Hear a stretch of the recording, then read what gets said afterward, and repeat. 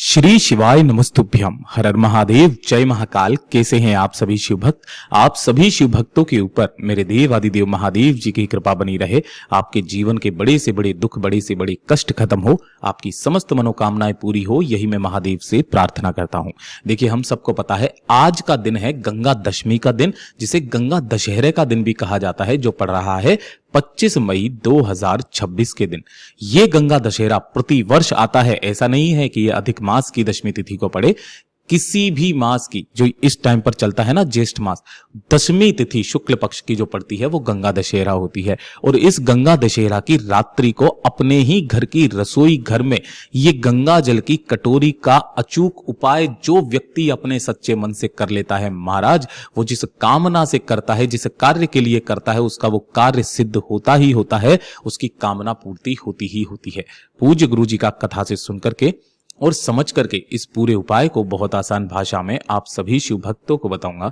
परंतु उससे पहले आप सबसे बस एक छोटी सी प्रार्थना करना चाहूंगा कि जो भी शिव भक्त पहली बार आए हैं, चैनल को सब्सक्राइब जरूर से कर लीजिएगा और वीडियो को लाइक करके देव आदिदेव महादेव का कोई सा भी प्यारा नाम कमेंट बॉक्स में लिखना बिल्कुल भी मत भूलना। पूज्य गुरु जी ने जब इस उपाय को बताया था तब कहा था कि जैसे मान लीजिए आपके कोई कार्य हैं, है ना, जिनमें बाधाएं उत्पन्न हो रही है, चाहे वो कोर्ट केस का काम हो, चाहे कोर्ट केस कचहरी का कार्य हो। अगर आप जमीन के कार्य के लिए कहीं बाहर जा रहे हो, आप चाहते हो कि आप सफल होकर के लेटो, सफलता आपके कदम चूमे, आप किसी नौकरी के लिए जा रहे हो, किसी एग्जाम के लिए जा रहे हो और आप चाहते हैं कि आप उसमें पास हो जाएं, आपकी नौकरी लग जाए, आपके जो भी कार्य हों वो आपके सिद्ध हों, जिस कामना को लेकर के आप जा रहे हो आपकी वो कामना सिद्ध हो, तो इस वाले उपाय को करना बिल्कुल भी मत भूलना। गुरुदेव ने कहा एक छोटी सी कटोरी लेना, स्टील की, कांच की, जो भी आपको मिल जाए, इसके अंदर आपको थोड़ा सा डाल लेना है गंगा जल। पूरा नहीं भरना है, थोड़ा सा आपको गंगा जल इसके अंदर ही डाल लेना है। ठीक है, ये जो गंगा जल आपने लिया है इसी के अंदर आपको एक चीज और मिला लेनी है। क्या?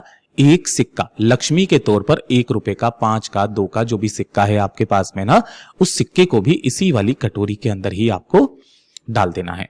इस वाली कटोरी को आज के दिन आप सभी लोगों को आपके घर में जहां पर भी पानी पीने का स्थान होता है, जिसे हम लोग तो परंडा कहते हैं, जिसमें से पूरा घर पानी पीता है आपके किचन में, ये जगह ना हो तो आजकल आरओ सिस्टम लग रहा है, आरओ सिस्टम के पास में जाकर के उस कटोरी को आपको रख देना है। रात्रि के समय रखना है 9:30 बजे के बाद।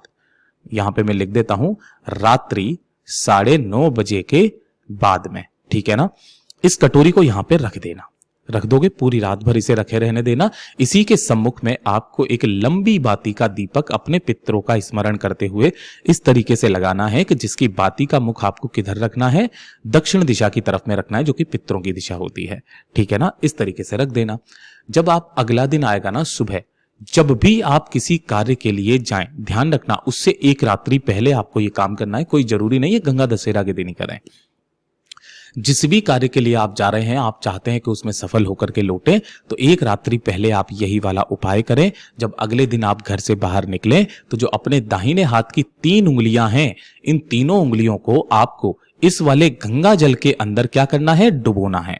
डुबो करके उन्हीं तीनों उंगलियों को अपने नैनों पर लगाकर अपने पितरों से उस कार्य की सिद्धि की कामना मांग करके जब आप घर से बाहर निकलेंगे तो महाराज जब आप वापस आएंगे तो ये निश्चितता है कि आप सफल होकर के ही लौटोगे।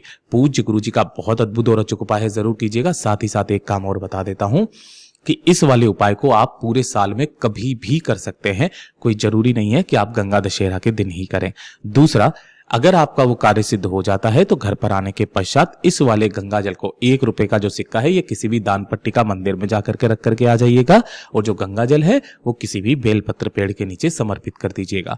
पूज्य गुरु जी का बहुत अद्भुत और अचूक उपाय है, जरूर कीजिएगा। वीडियो पसंद आए तो लाइक करना, चैनल को सब्सक्राइब जरूर कीजिएगा।